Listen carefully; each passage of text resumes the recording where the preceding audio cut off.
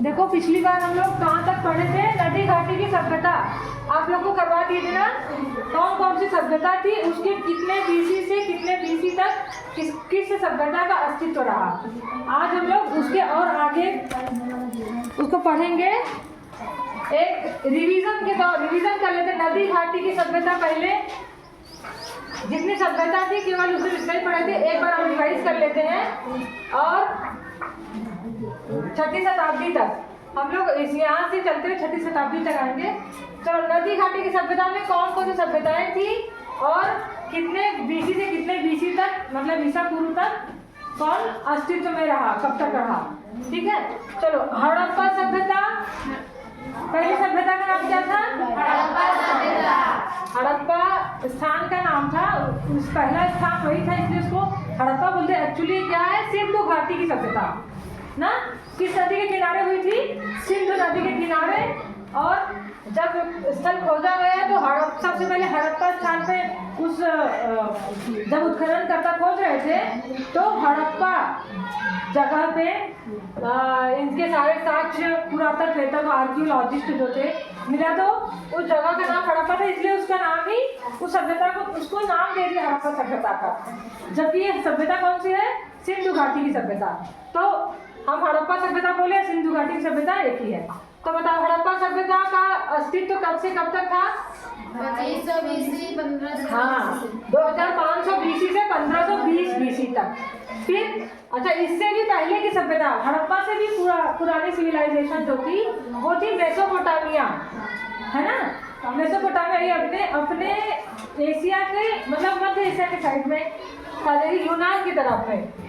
Mesopotamia सभ्यता का अस्तित्व कब से कब तक था? 5000 बीसी से 2000 बीसी। ऐसे ही मिस्र की सभ्यता थी, उसका भी वही टाइम पीरियड है क्या? 5000 बीसी से 2000 बीसी। क्रीट सभ्यता का टाइम पीरियड क्या था?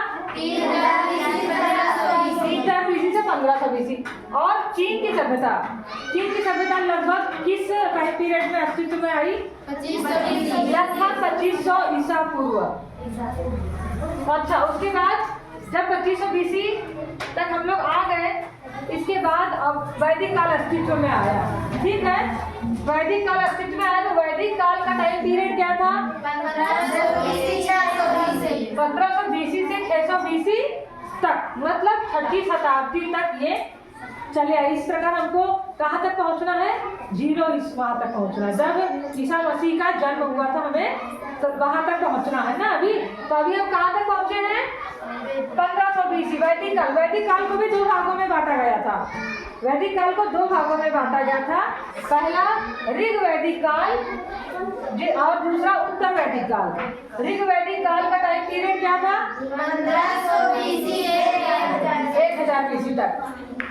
ऋग वैदिक काल 1500 बीसी से 1000 बीसी तक, और उत्तर वैदिक काल 1000 बीसी से 400 बीसी। वेरी गुड, 1000 बीसी से 400 बीसी तक।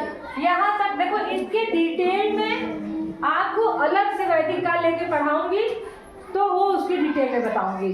सभ्यता में कौन किस नदी के किनारे थे, किस चीज में क्या क्या बर्तन मिले, क्या साक्ष्य मिले, क्या मृदु भांड मिले, ये जब इनका डिटेल पढ़ाऊंगी तो उसमें बताऊंगी। अभी हम लोग खाली किसका कहाँ तक कब तक अस्तित्व था बस उसको पढ़ रहे हैं। अच्छा, इसके बाद हम आ गए 6ठी शताब्दी में। 6ठी शताब्दी का मतलब 600 बीसी है, जब वैदिक काल का एक तरह से समापन था, समझिए। तो ये 6ठी शताब्दी माना जाएगा। 100 साल 1 शताब्दी, 200 साल 2 शताब्दी, ऐसे ही 600 साल 6ठी शताब्दी। अब आ जाओ 6ठी शताब्दी में। 6ठी शताब्दी में क्या अस्तित्व में आया? 16 महाजनपद अस्तित्व में आए 6ठी शताब्दी में। अब 16 महाजनपद जो है, इसी बारे में भी डिटेल में इनका अलग क्लास लेंगे तो पढ़ाएंगे। 16 महाजनपद में क्या था? जो 14 महाजनपद में राजतंत्र होता था, और दो महाजनपद है वहां पे गणतंत्र होता था, मतलब वज्जी और मल्ल। अभी 16 महाजनपदों के बारे में आप लोग को बताएंगे, क्या कैसे है, उसकी राजधानी क्या है, आज उस जगह को आधुनिक समय में क्या बोलते हैं वो बताएंगे आप लोगों को। ये 14 में राजतंत्र मतलब राजतंत्र का मतलब क्या? जो राजा है फिर उसकी पीढ़ी में जितने भी लोग होते, जो योग्य शासक होता था वो राजा बन जाता था, फिर उसकी अगली पीढ़ी में जो योग्य शासक होता था वो राजा बन जाता था। लेकिन गणतंत्र का मतलब क्या हुआ? जब मतलब चुनाव होता, जैसे आज हम लोग अपना नेता चुनते हैं ना, उस समय उसमें चुनाव होता था, तो गाँव में गणतंत्र था। कौन कौन से? वज्जी और मल्ल। अच्छा, 6ठी शताब्दी में ही और क्या हुआ था? नंद साम्राज्य अस्तित्व में आया। नंद साम्राज्य के 3 राजवंश, ये देखो स्पीड रिवीजन करा रहे हैं असल में। हाँ, 6ठी शताब्दी में क्या हुआ? नंद साम्राज्य में साम्राज्य अस्तित्व में आया। 3 राजवंश कौन कौन से थे?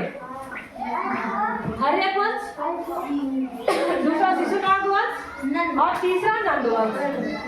तीसरा नंद, तो ये नंद साम्राज्य जो है इसमें मगध साम्राज्य, मगध महाजनपदों में एक महाजनपद का नाम मगध, जो आज बिहार का एरिया लगता है वो मगध। तो मगध में ये नंद साम्राज्य कितने सालों वर्षों तक चला? 220 वर्षों तक इन्होंने शासन किया। उसके बाद आता है मौर्य साम्राज्य और गुप्त साम्राज्य। अब मौर्य और गुप्त आप लोगों को नेक्स्ट में पढ़ा देंगे, ठीक है? मौर्य साम्राज्य, गुप्त साम्राज्य, इसकी भी कहानी है, इस कहानी सुनाएंगे इसके बारे में बताएंगे। अच्छा, ये जो राजवंश है ना, हर्यक, शिशुनाग, नंद वंश, इन सब वंशों के टाइम पीरियड कितने से कितने बीसी तक रहा है? कितने से कितने बीसी तक रहा है उसको हम लोग को लिखना है, उसको भी याद करना है। शिशुनाग वंश का टाइम पीरियड क्या था, कब से कब तक अस्तित्व में था? नंद वंश का कब से कब तक था? ठीक है, तो इतना आप लोगों को लिख लेना है और इसे कल याद करके आना है आप लोग को।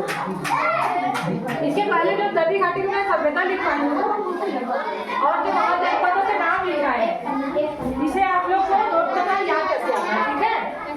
और कौन सी सभ्यता किस नदी के किनारे अस्तित्व में आई, उस नदी के नाम भी याद करना, ठीक है?